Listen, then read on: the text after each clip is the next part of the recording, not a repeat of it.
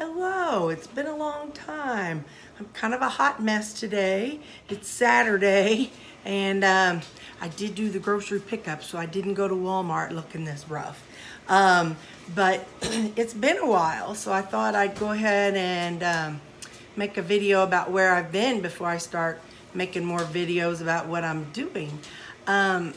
So I had, as I was eating previously, I had lost a total of 45 pounds.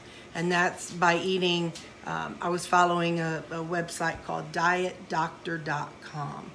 And in doing so, it had a way that you could kind of choose your recipes and have them, and you knew you were staying under 20 carbs. But the problem was that you had to cook every evening for supper. And then in the morning, or the next day, the leftover was your lunch. So you'd basically make 2 meals worth of something, which it was okay, but I just got to the point where I couldn't cook supper that often. And I didn't really know a lot about the weekend meal prep at that time. And also, oh, you're gonna be hearing a lot of clicking. Little boy, stay out of that trash can.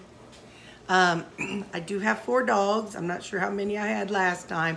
2 years ago, it may be a whole different set because my previous dogs aged up. But anyway, so I had to leave keto for a little while. I had some surgeries that affected my ability to cook. I had wrist surgery, so I couldn't pick up things. I couldn't cut things. I had it on both hands, like 1 month, and then 2 months later, this one. And so it just was too difficult. And then by the time I was healed up, I just was super lazy, and that's my excuse. And it's a poor excuse. But as of August 4th of 2019, I've been back on the wagon. I have been doing the weekend prep thing.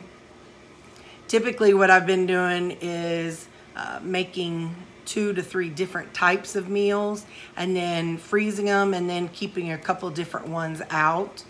That's worked okay, and I actually probably have about 8 to 10 freezer meals right now that I could pull out and warm up and have a serving of a supper. But I wanted to go ahead and get some food prep done today. Going to be going out of town in the near future. I think it's a couple months, but anyway. So I kind of wanted to get some things ready so that way when I won't have to have any big shopping sprees. So I did go shopping today. Not shopping, who am I kidding? I did the Walmart pickup today. You can see there's a box of the pork rinds I like, and there's a couple drinks I wanted to try, and that's a Chewy box I brought home. I don't know what was in it, but anyway, I do order from Chewy, probably dog beds.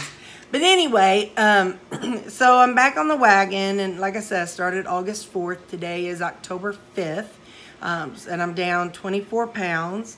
I did start at 332, and my goal weight is 150. You know, whether I reach it, who knows? It may take 10 years, but that's all right. I've got nothing but time. The goal for me with this diet and way of eating is that it is an anti-inflammatory type diet because you're eating all natural foods. You know, you're starting from scratch with your foods. I don't make you hear people talk about the fat bombs and the sweet treats and various things, but I personally am a food addicted person. Food, period. It doesn't matter what kind of food it is. If I get a hold of something I like, I just want to eat it until I get sick. My brain does not have that ability to say, gee, I'm not hungry anymore, I'm not quite full, I better stop. Instead, my happy place is when I'm full and ready to lay down, like Thanksgiving. And so that is a problem for me. I also have polycystic ovarian syndrome, and and I am also insulin resistant. So this diet works, this way of eating. Everybody says diet is short term, and I don't plan to ever stop doing what I'm doing because it has such a positive effect on me already. But anyway, the reason why it's different is because for somebody who has insulin issues, so like for me, my body produces insulin, but it doesn't recognize all of the insulin that it produces. So being insulin resistant, say I eat a candy bar and say I'm supposed to create, I don't know, I'm just gonna pick a number, 60 insulins. Well, those 60 insulins my body will make, but then they don't all recognize the sugar, and so then it just still floats around in my blood. So then my body makes more, and eventually it does handle the sugar because my insulin, my blood sugar doesn't go up high like like a diabetic does, but then that excess insulin is now floating around in my body. So when someone has excess insulin in their body, it does a lot of different things. I've watched a lot of videos about it on thedietdoctor.com, and so when you have excess insulin floating in your system, it causes the female's ovaries to, the eggs that are being produced, it causes them to stop growing. So when they stop growing, they slowly become cysts, which causes the ovarian cyst, the polycystic ovarian cyst. The excess insulin causes the hormone that takes, even as women, we do produce male hormones as well. And so excess insulin stops the, I don't remember the name of the hormone, but there's a hormone and it's supposed to pick up the testosterone and carry it around and deliver it and let it filter through your system. But when you have excess insulin, it causes that hormone to not produce as well. So then I also have excess testosterone floating around in my system, which then causes my voice to be lower. It can cause facial hair, dark facial hair. My arms, you can see the hair on my arms are very dark. So those are some of the things that somebody who has polycystic ovarian syndrome and insulin resistance, that's some of the symptoms of it. So in order to not have the excess insulin, it would make sense that you just don't eat the things that cause you to make a lot of insulin, which means, low carb. With the ketogenic diet, you do stay below 20 carbs, and that is for the day. It also promotes enough fat to keep you satisfied and not hungry. So for some people, they treat the fat level that is on their macro as a goal. I personally treat it as a maximum. I'm not going higher than that particular, that fat grams that I'm allowed to have. I do try to reach my protein goal. For me personally, there's something called a keto calculator, and you go in and you put your height and weight and your age and whether you're sedentary or super active, and all those questions and how much body fat percent. Well, I'm at least 50%, maybe even 100% body fat, but I did 50% because that seems to be typical for people my size. So when I plug that in, my total for the day is supposed to be, where are you?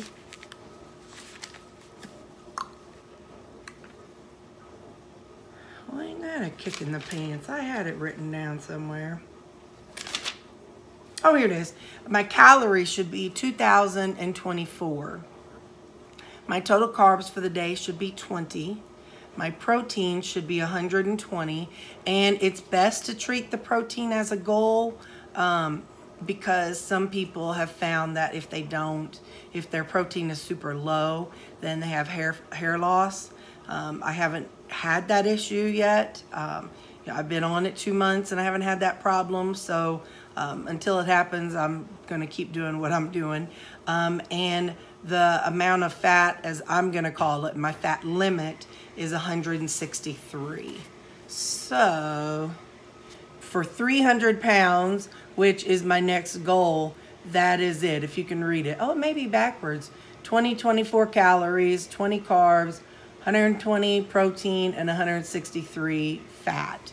So that is what I try to make sure I come around or close to each week.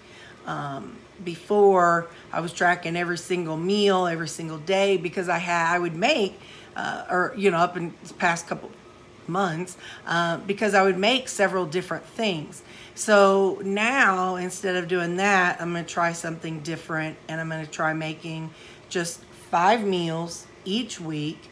I'll make 5 first meals, 5 second meals, and then I'll have my coffee in the morning, which, so my coffee that I have is, I use the sugar-free hazelnut, 1 tablespoon, and I use a couple squirts of liquid stevia, and then coffee, and then I use 3 tablespoons of heavy whipping cream, 1 tablespoon of ghee, and I add 1 scoop of isopure protein powder. It has 0 carbs in it, and I ordered today the flavored kind, but this one's good like if you want to coat your chicken and fry it. It has no flavor, so it takes on the flavor of the garlic powder and the salt and pepper that you put in it. So my first meal, or my coffee, however you want to say it, is 374 calories, 25 protein, 3 carbs, and 29 fat. So then, as far as my food the rest of the day, in order to reach the 2,024 calorie goal, because I know I'm 8 pounds over 300, but I want to reach 300. So for me, I know it's okay to go a little over those calories or a little under, but I don't want to go way under and have issues. So, so that's what I do. And then I figure out the macros for my first food meal and my second food meal. And I'll tell you more about that next time. So have a great day.